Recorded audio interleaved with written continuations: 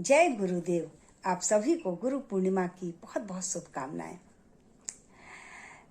कबीर जी का एक दोहा कि गुरु गोविंद दो खड़े काके लागू पाए, बलिहारी गुरु आपकी गोविंद दियो बताए। कबीर जी ने ये इतनी बड़ी बात ऐसे ही नहीं कह दी, इसके पीछे बहुत बड़ा तथ्य है कि अगर गुरु और गोविंद दोनों खड़े हों तो हमें गुरु के पैर पड़ना चाहिए। भगवान सर्वत्र हैं, हर कण कण में विद्यमान हैं, लेकिन उनके दर्शन क्या हम कर पाते हैं? उनको पहचानने के लिए, उनको जानने के लिए गुरु की जरूरत पड़ती है। इसका एक उदाहरण मैं आप लोगों के सामने प्रस्तुत कर रही हूं कि जैसे हम नदी के किनारे खड़े हैं और हमको नदी के पार जाना है, नाव भी है, क्या हम बिना मल्लाह के नाव से पार कर सकते हैं नदी को? नहीं कर सकते। उसके लिए हमको मल्लाह चाहिए होगा। मल्लाह हमको नाव से नदी के पार ले जाता है और जब उतराई देना होता है तो हम मल्लाह को उतराई देते हैं, शुक्रिया करते हैं उसका। पार तो हमें नाव ने किया, लेकिन क्या हम नाव को शुक्रिया करते हैं? नहीं करते। तो यहाँ पर जो नाव हुई वो ही ईश्वर है और जो मल्लाह है वो हमारे गुरु हैं।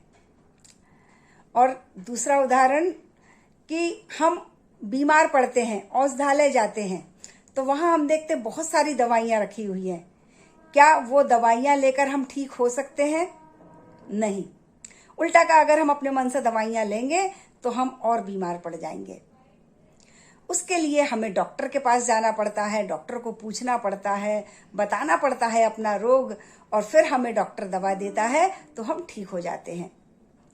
अगर हम जब ठीक हो जाते हैं तो हम दवा का शुक्रिया नहीं करते, हम डॉक्टर का शुक्रिया करते हैं कि आपने हमारा जीवन बचा लिया, आपने हमें ठीक कर दिया। तो यहाँ पर जो वैद्य हैं, डॉक्टर हैं, वो हमारे गुरु हुए और जो दवाई है वो ही ईश्वर है।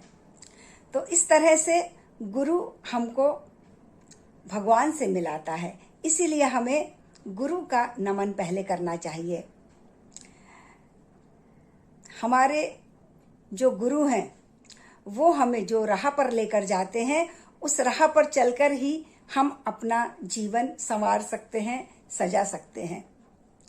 मेरे गुरु कोई नहीं है क्योंकि मैंने दीक्षा नहीं ली है, लेकिन जो सही मायने में मेरे गुरु हैं वो हैं मेरे आदरणीय चाचा जी, चाची जी, जिनसे मैंने बहुत कुछ सीखा और जिन्होंने मेरा मार्गदर्शन किया और मुझे नेक राह पर चलने की शिक्षा दी, संस्कार दिए। आज मैं गुरु पूर्णिमा के दिन दोनों को कोटि कोटि नमन करती हूँ। और गुरु पूर्णिमा गुरु का दिन है, तो हमने जिससे भी जो भी कुछ भी शिक्षा ली हो वो हमारा गुरु बन जाता है। तो आज इन्हीं शब्दों के साथ मैं अपनी वाणी को विराम दे रही हूँ। जय गुरुदेव।